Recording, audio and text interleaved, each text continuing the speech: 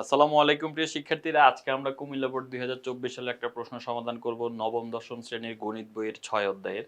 ক নাম্বার প্রশ্নটা যদি দেখি, ক নাম্বার প্রশ্নে আমাদের বলা হচ্ছে কোন বৃত্তের ক্ষেত্রফল 100 বর্গ সেন্টিমিটার হলে বৃত্তের ব্যাসার্ধ নির্ণয় করো। দেখো, কোন বৃত্তের ক্ষেত্রফলের সূত্র আমরা জানি কি, পাই আর স্কয়ার, যেখানে আর হচ্ছে ব্যাসার্ধ। সেই মানটা দেওয়া আছে তোমাকে 100। এখন আর স্কয়ার সমান কি হবে, এই পাই গুণ আকারে আছে, ওই পাশে গেলে ভাগ হয়ে যাবে, 100 ভাগ পাই। আর আর সমান কি হবে, আর সমান হবে স্কয়ার, ওই পাশে গেলে রুট হয়ে যাবে, 100 ভাগ পায়ের মান বসায় দাও তুমি 3.1416। এটা ক্যালকুলেট করলে যা হবে সেটাই আর এর মান, আর আরটাই হচ্ছে আমাদের ব্যাসার্ধ। তো ক নাম্বার প্রশ্নটা কিন্তু সমাধান হয়ে গেল। তাছাড়াও আমাদের বইয়ের মধ্যে সুন্দরভাবে দেওয়া আছে, তো তুমি বইয়ের মধ্যে যেভাবে দেওয়া আছে সেভাবে শিখে নিতে পারো।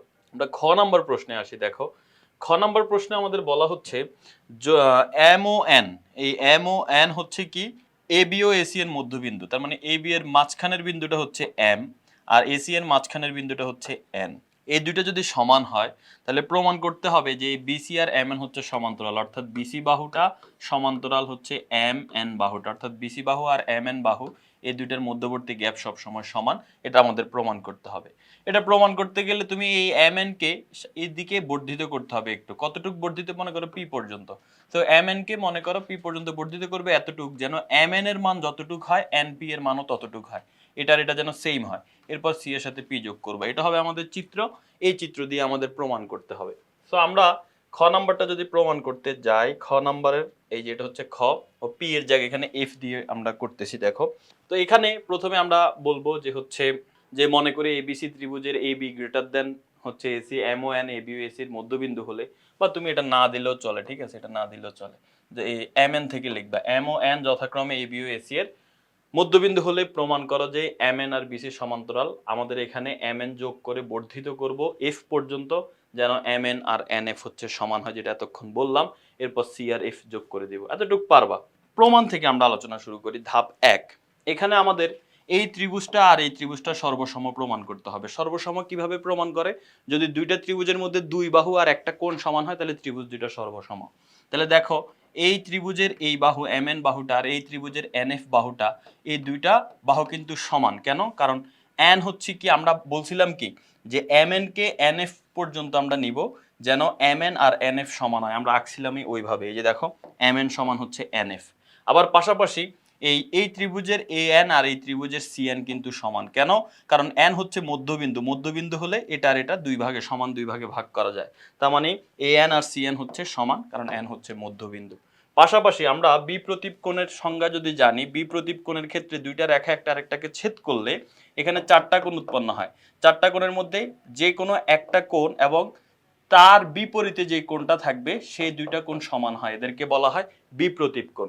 তো তুমি যদি দেখো, এটা একটা রেখা, এটা একটা রেখা, ছেদ করাতে এই যে কোণটা উৎপন্ন হলো এটার বিপরীতে এই কোণটা আছে, মানে এই কোণ আর এই কোণ হচ্ছে সমান, এদেরকে বিপ্রতীপ কোণ বলে। তার মানে এই ত্রিভুজের একটা কোণ, এই ত্রিভুজের একটা কোণ আমরা সমান পেয়ে গেলাম। সো এই যে দেখো, এই কোণ দুইটা সমান, এটা হচ্ছে বিপ্রতীপ কোণ। সো দুইটা বাহু সমান পেয়েছি, এই বাহু সমান, এই বাহু সমান, এবং একটা কোণও সমান পেয়েছি।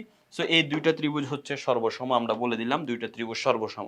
তো সর্বসম মানে কি, সবগুলা বাহুই সমান। তার মানে সেই ক্ষেত্রে এখন আমি বলতে পারি এই সিএফ আর এ এম এই দুইটা বাহু কিন্তু সমান। এই যে দেখো, সিএফ আর এ এম এই দুইটা বাহু কিন্তু সমান, আমরা এখন বলতে পারি। আশা করি বুঝতে পেরেছো এতটুকু পর্যন্ত, এ এফ সমান সিএম, এ এম সমান সিএফ কিভাবে হয়। এবার আসলে আমরা পরবর্তী অংশে চলে আসি। পরবর্তী অংশে আমাদের যে কাজটা করতে হবে সেটা হচ্ছে, দেখো, বিএম আর সিএফ এই দুইটা বাহু কিন্তু সমান। কিভাবে ভাই? দেখো, বিএম আর সিএফ সমান এই জন্য, বিএম আর সিএফ সমান এই জন্য কারণ এম আর সিএফ কি সমান না, বলো তো? এ এম আর সিএফ কি সমান? এখন আমি এ এম আর সিএফ সমান, মাত্র আমরা একটু আগে বলছি এ এম আর সিএফ সমান, যেহেতু ত্রিভুজ দুইটা সর্বসম। এখন এ এম কে আমি চাইলে বিএম বলতে পারি, বিএম সমান হচ্ছে সিএফ। কি জন্য ভাই? কারণ এম মধ্যবিন্দু হইলে এ এম আর বিএম তো সমান। সো এ এম কে আমি বিএম বলতেই পারি। তো সেই জন্য এ এম কে আমি বিএম বললাম, আর সিএফ এর জায়গায় সিএফ ই আছে। এই জন্য এখানে এ এম বিএম সমান সিএফ বলা হয়েছে, যে বিএম সমান সিএফ এখানে আসছে। এখন আরেকটা জিনিস খেয়াল করো, এই ত্রিভুজ দুইটা যেহেতু সর্বসম, একটু খেয়াল করো, এই ত্রিভুজটার এই ত্রিভুজটা যেহেতু সর্বসম, তাহলে কি এই কোণ আর এই কোণও কিন্তু সমান। এই কোণের সাথে এই কোণ সমান, এই কোণের সাথে এই কোণ সমান, এবং এই কোণের সাথে এই কোণ সমান হবে। কারণ সর্বসম মানে হচ্ছে তিনটা বাহুই সমান, তিনটা কোণই সমান। এখন কোন দুইটা কোণ সমান হয় কিভাবে, যদি দুইটা রেখা সমান্তরাল হয় এবং তাদের মধ্যে যদি একটা ছেদক থাকে, যে এটা যদি ছেদক হয় তাহলে এই ছেদকের সাথে এই সমান্তরাল রেখা যে কোণ তৈরি করবে এবং এই সমান্তরাল রেখার সাথে যে কোণ তৈরি করবে, এই দুইটা কোণ সমান হয়, এদেরকে একান্তর কোণ বলে। মানে এই কোণ আর এই কোণ সমান, এদেরকে একান্তর কোণ বলবে। যে এদেরকে আমি একান্তর কোণ বলবো। AMN আর NFC এই দুইটা কোণ হচ্ছে একান্তর কোণ। ইজি। এখন আসো, এটা আমাদের হয়ে গেল। এখন পরবর্তীতে আমরা একান্তর কোণ, যেহেতু এই দুইটা কোণ সমান একান্তর কোণ, তার মানে এই দুইটা বাহু অবশ্যই সমান্তরাল। এই দুইটা কোণ সমান হওয়া মানে এই দুইটা বাহু অবশ্যই সমান্তরাল, নাইলে সমান হতো না। তো এখন আমরা বলতে পারি এই যে আমাদের এই বাহুটা AM বাহুটা আর CF বাহুটা, এই দুইটা হচ্ছে সমান্তরাল। এই যে AM আর CF সমান্তরাল। এখন AM আর CF যদি সমান্তরাল হয়, AM কে এই সরল রেখাকে যদি তুমি বর্ধিতও করো তাও কিন্তু এটা আর এটা সমান্তরাল হবে। তার মানে AB আর CF ও সমান্তরাল। তো এটাকে তুমি বলতে পারো যে এই যে AB, এই যে AB আর CF এটাও কিন্তু সমান্তরাল। সো তুমি এই যে এখানে যেমন বলা আছে AB আর CF, সেটা সমান্তরাল বলতে পারো।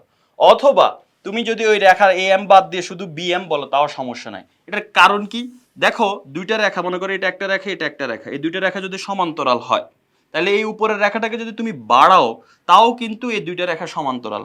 অথবা উপরের রেখার এই অংশ বাদ দিলেও কিন্তু তুমি এই রেখা আর এই রেখা, এই যে দেখো এই রেখা আর এই রেখা, এই যে এই রেখা আর এই রেখাকে এখনো তুমি সমান্তরাল বলতে পারো, কোনো প্রবলেম নাই। এখন আসো আমরা যদি একটু খেয়াল করি, তাহলে আমাদের ক্ষেত্রে যেহেতু AM আর CF সমান্তরাল, সো AM কে বাড়ায় যদি আমি BM পর্যন্ত আনি তাহলে এই পুরা AB আর CF ও সমান্তরাল বলতে পারো। অথবা এই পুরা এই এতটুক এই BM আর CF কেও তুমি সমান্তরাল বলতে পারো। এই জন্য আমরা এই BM আর CF কেও কি বলতে পারি, সমান্তরাল বলতে পারি। BM আর CF যেহেতু সমান্তরাল, এই দুইটা বাহু যেহেতু সমান্তরাল, তাহলে সেই ক্ষেত্রে তুমি যদি খেয়াল করো BM আর CF সমান্তরাল, এই এরপরে তুমি যদি খেয়াল করো AB আর CF, এই যে এখানে বলা আছে AB আর CF সমান্তরাল। AB কোনটা, এই যে AB এটা পুরাটা, CF হচ্ছে এই পুরাটা। এখন এদের একটা ছেদক হচ্ছে কে, ছেদক হচ্ছে MF আর BC এদের একটা ছেদক। এই যে MF একটা ছেদক, BC হচ্ছে এদের একটা ছেদক। এখন এই ছেদকের কারণে দেখো এই দুইটা হচ্ছে ছেদক, ছেদকের কারণে এই যে এই কোণটা আর এই কোণটা কিন্তু সমান, এদেরকে অনুরূপ কোণ বলে। কারণ এই দুইটা কোণ সমান হয় যখন এটা অনুরূপ কোণ হয়। তাছাড়া আরেকটা শর্ত, তুমি এটা এই দুইটাকে সমান্তরাল রেখা বলতে পারো। দেখো যেহেতু তুমি অলরেডি বলছো BM আর CF হচ্ছে সমান, ঠিক আছে, তুমি এই পরবর্তী অংশ এটা যদি না লিখে তুমি এইভাবে লিখতে চাও, আমি তোমাকে অন্যভাবে আরেকভাবে দেখাচ্ছি। সেটা হচ্ছে কি, সেটা হচ্ছে যেহেতু BM আর CF সমান্তরাল, তুমি বলছো BM সমান্তরাল CF, এবং তাছাড়া তুমি বলছো BM আর CF সমান, এবং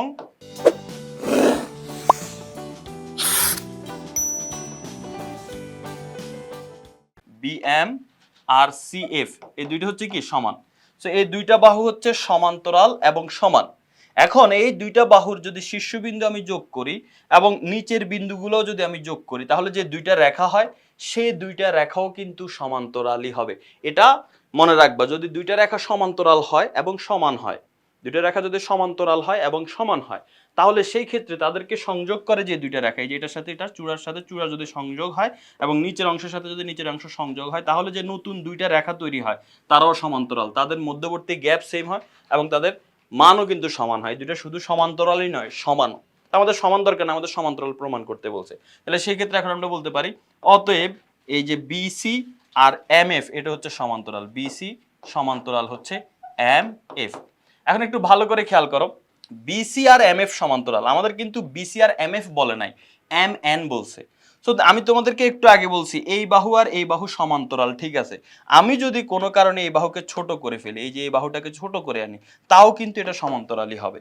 সো এই বাহু আর এই বাহু সমান্তরাল, এখন আমি কোনো কারণে এতটুক বাদ দিয়ে দিতে যাচ্ছি, MN বলতে যাচ্ছি, কোনো সমস্যা নাই, BC আর MN ও সমান্তরাল। তো আমরা এখানে বলতে পারি BC সমান্তরাল MN, প্রমাণিত। এটাই আমাদের কাছে প্রমাণ করতে জানতে চেয়েছে।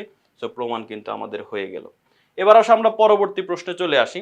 পরবর্তী প্রশ্নে আমাদের বলা হচ্ছে এ কোণের সমদ্বিখণ্ডক বিসি বাহুকে পি বিন্দুতে ছেদ করলে, দেখো এখানে চিত্রটা একটু কারেকশন আছে, সেটা কি বলছে এ বি বাহু বড়, এইখানে বলে দিছে কিন্তু এ বি বাহু বড় এসি বাহু ছোট। সো এ বি বাহু এখানে দেখতে এ বি আর এসি সমান মনে হচ্ছে, বাট চিত্রটা হবে এরকম, যে এ বি বাহুটা একটু বড় হবে, এসি বাহুটা একটু ছোট হবে। এই যে দেখো এটা হচ্ছে এ বি সি। এখন আমাদেরকে বলতেছে বিসি বাহুকে এই কোণের সমদ্বিখণ্ডক, এই যে এই কোণটাকে সমান ভাগে ভাগ করলে যে রেখাটা হবে সমদ্বিখণ্ডকটা, সেই সমদ্বিখণ্ডকটা কি হবে, সেই সমদ্বিখণ্ডকটা বিসি বাহুকে পি বিন্দুতে ছেদ করবে। এখন আমাদের প্রমাণ করতে বলতেছে এপিসি যে কোণটা হবে, এই যে এপিসি, এই যে কোণটা, এই কোণটা হচ্ছে সূক্ষ্মকোণ। সূক্ষ্মকোণ মানে বুঝো তো, সূক্ষ্মকোণ মানে 90 ডিগ্রির ছোট। তো আমাদের এখন প্রমাণ করে দেখাইতে হবে এপিসি এই কোণটা হচ্ছে 90 ডিগ্রি এর ছোট বা সূক্ষ্মকোণ। তো চলো আমরা এটা প্রমাণ করার চেষ্টা করি। প্রথমে আমাদের চিত্র কোণটা ছিল, দেখো চিত্র হচ্ছে আমাদের এই যে এটা ছিল এবিসি। এরপর প্রশ্ন আমাদের বলছিল কি যে এ কোণ যেটা, এটার অর্ধেক, এই যে এই কোণটার অর্ধেক হচ্ছে এই যে এটা, এই যে বলতেছে এ কোণের অর্ধেক যেটা গিয়ে পি বিন্দুতে ছেদ করে বিসি কে। আমাদের অঙ্কনে যে কাজ করতে হবে, এ থেকে একটা লম্ব আঁকতে হবে বিসির মধ্যে। লম্ব আঁকা মানে এখানে 90 ডিগ্রি উৎপন্ন হবে এবং এই পাশেও কিন্তু 90 ডিগ্রি, এক পাশে 90 হলে আরেক পাশে 90 হবে একই সরল রেখা হলে। ওকে, তো এটা হচ্ছে আমাদের চিত্র, এই চিত্র দিয়ে আমরা প্রমাণ করব। তো দেখো এখন যদি আমরা এখানে খেয়াল করি, এই জায়গার মধ্যে আমরা প্রথমে বলবো যে দেওয়া আছে এবিসি ত্রিভুজের এবি বড় এসি ছোট এবং বিএসি কোণের সমদ্বিখণ্ডক যেটা হচ্ছে এপি, পি বিন্দুতে ছেদ করছে বিসি কে। আমাদের প্রমাণ করতে হবে এপিসি, এই যে এই কোণটা হচ্ছে 90 ডিগ্রির ছোট বা সূক্ষ্মকোণ। তো অঙ্কনে আমরা যে কাজ করব, এ থেকে বিসি বাহুর উপর একটা লম্ব আঁকবো। এই যে এ থেকে আমরা একটা লম্ব আঁকবো এডি সমান্তরাল বিসি, যা 90 ডিগ্রি কোণ উৎপন্ন করবে। লম্ব আঁকা মানেই কি, লম্ব আঁকা মানেই হচ্ছে 90 ডিগ্রি কোণ উৎপন্ন হওয়া। সেখানে 90 ডিগ্রি কোণ উৎপন্ন হয়ে যাবে। এবার আসো আমরা প্রমাণে আসি। প্রমাণে আসলে প্রথমে দেখো, যেহেতু এডি বিসির উপর লম্ব, এই যে এটাতে বোঝাচ্ছে যে এডি হচ্ছে লম্ব কার উপরে, বিসির উপরে। এই যে বিসি বাহুর উপরে যেহেতু এডি লম্ব, লম্ব হওয়ার কারণে এই কোণটার মান 90 ডিগ্রি, এই কোণটার নাম মান 90 ডিগ্রি। এটার নাম কি, এটার নাম হচ্ছে এডিবি বা এডিপি, যাই বলো না কেন, এডিপি এতটুকু বললে এডিপি। আর এই কোণটার নাম হচ্ছে এডিসি, এই দুইটার মানে 90। এই যে দেখো এডিপি আর এডিসি দুইটা সমানই হচ্ছে 90 ডিগ্রি বা এক সমকোণ। ওকে, এবার ধাপ 2 আমরা ছোট একটা ত্রিভুজ নিয়ে কাজ করব, এডিপি ত্রিভুজটা। এই দেখো মাঝখানে একটা ত্রিভুজ তৈরি হয়েছে, এটা কি এ ডিপি। এই যে ত্রিভুজটা দেখতে পাচ্ছ, এই ত্রিভুজটা নিয়ে আমরা কাজ করব। এখন এই ত্রিভুজটা নিয়ে আমরা কাজ করব, ঠিক আছে। এই ত্রিভুজের আমরা জানি একটা জিনিস, আমরা সবাই জানি কোন ত্রিভুজের এক বাহুকে যদি আমরা বর্ধিত করি তাহলে একটা বহিস্থকোণ উৎপন্ন হয়। এই বহিস্থকোণটা কার সমান জানো? ভিতরে যে তিনটা কোণ আছে, তিনটা কোণের মধ্যে এর সাথে যে কোণ আছে ওইটা বাদ দিয়ে বিপরীত দিকে যে দুইটা কোণ আছে, এই দুইটা কোণকে যোগ করলে যত হবে সেটা এই বহিস্থ কোণের সমান। সো আমরা এখানে বলতে পারি এই ত্রিভুজটা, এই লাল ত্রিভুজ যেটা দেখতে পাচ্ছ, এই বাহুকে বর্ধিত করলে এই যে কোণটা, এই কোণটা কার সমান বলো তো?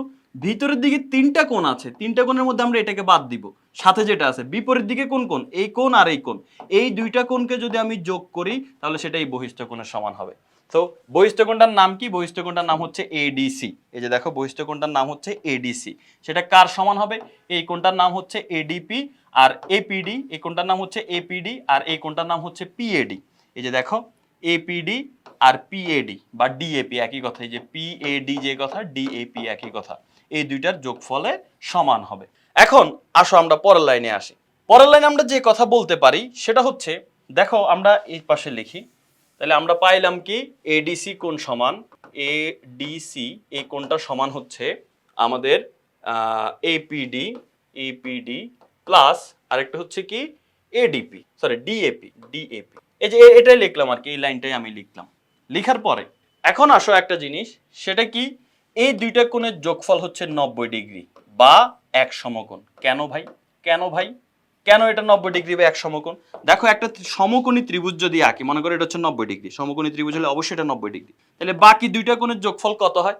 বাকি দুইটা কোণের যোগফল কিন্তু 90 ডিগ্রি হয়, কারণ ত্রিভুজের তিন কোণের সমষ্টি 180। সেখানে একটা কোণ যদি 90 হয়ে যায়, বাকি দুইটা মিলে 90 হবে, তাহলে টোটাল 180 হয়। তাইলে এই লাল ত্রিভুজটা যেটা দেখতে পাচ্ছ, এটা কিন্তু 90 ডিগ্রি, এটা লম্ব আঁকছিলাম মনে আছে, লম্ব আঁকার কারণে এটা 90 ডিগ্রি হয়েছে। তাহলে এই দুইটা কোণের যোগফল কত হবে? 90 ডিগ্রি, অর্থাৎ এপিডি এই কোণটা এবং ডিএপি এই কোণটা, এই দুইটার যোগফল 90 ডিগ্রি হবে। তো এপিডি আর ডিএপি এই দুইটার যোগফল এই জন্য 90 ডিগ্রি। তো এখানে এটাই বলা হয়েছে, দেখো এই যে এপিডি আর ডিএপি এটার যোগফল কিন্তু 90 ডিগ্রি।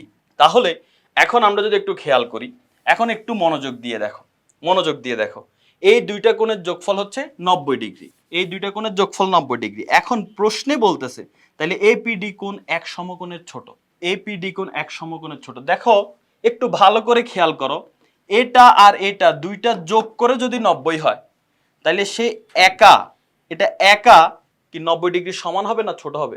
অবশ্যই ছোট হবে। দেখো মনে করো তোমরা দুইজন বন্ধু, দুইজনের কাছে টাকা আছে। এখন দুইজনের টাকা মিলে, তোমার পকেটের টাকা আর তার পকেটের টাকা মিলে 1000 টাকা আছে। এখন যদি আমি বলি তোমার একজনের কাছে কত টাকা আছে, মানে অবশ্যই 1000 টাকার কম আছে, কারণ দুইজন মিলে যদি 1000 হয়, একজনের মধ্যে অবশ্যই 1000 টাকার কম আছে। তো এখানে এই দুইটা কোণ মিলে যদি 90 ডিগ্রি হয়, তার মানে এই একটা এপিডি কোণ যেটা, সেটা অবশ্যই 90 ডিগ্রি ছোট হবে, এটা হবে ছোট, 90 ডিগ্রি বড় হবে। তো এটাই বলতেছে এই যে এপিডি কোণটা এটা 90 ডিগ্রি ছোট হবে, এক সমকোণের ছোট হবে। সো আমাদেরকে এটাই প্রমাণ করতে বলছে এপিডি যেন এক সমকোণের ছোট হয়, কারণ এক সমকোণের ছোট হইলে সূক্ষ্মকোণ। তার মানে এখন আমরা এপিডি কোণ যেটা, সেটাকে আমরা বলবো এক সমকোণের ছোট। এখন এপিডি কোণ যদি এক সমকোণের ছোট হয়, দেখো এপিডি এটা এক সমকোণের ছোট, তাহলে আমি যদি বলি এপিসি একই কোণ, কিন্তু দেখো এপিডি যে কথা, এপিসি কিন্তু একই কথা। এখন প্রশ্ন আমাদের এপিডি বলে না, এপিসি বলছে। সো এপিডি যদি 90 ছোট হয়, তাহলে এপিসিও 90 ডিগ্রির ছোট। সো এপিডি যেহেতু এক সমকোণের ছোট, তার মানে এপিসিও এক সমকোণের ছোট। এখন এক সমকোণের ছোট মানে সূক্ষ্মকোণ, অতএব এপিসি সূক্ষ্মকোণ প্রমাণিত। শেষ, আমাদের প্রশ্নটা সমাধান হয়ে গেল। আশা করি সবাই বুঝতে পেরেছো। পরবর্তীতে আমরা আরেকটা সৃজনশীল সমাধান করব। সেই পর্যন্ত সবাই ভালো থাকো, সুস্থ থাকো। আল্লাহ হাফেজ, আসসালামু আলাইকুম।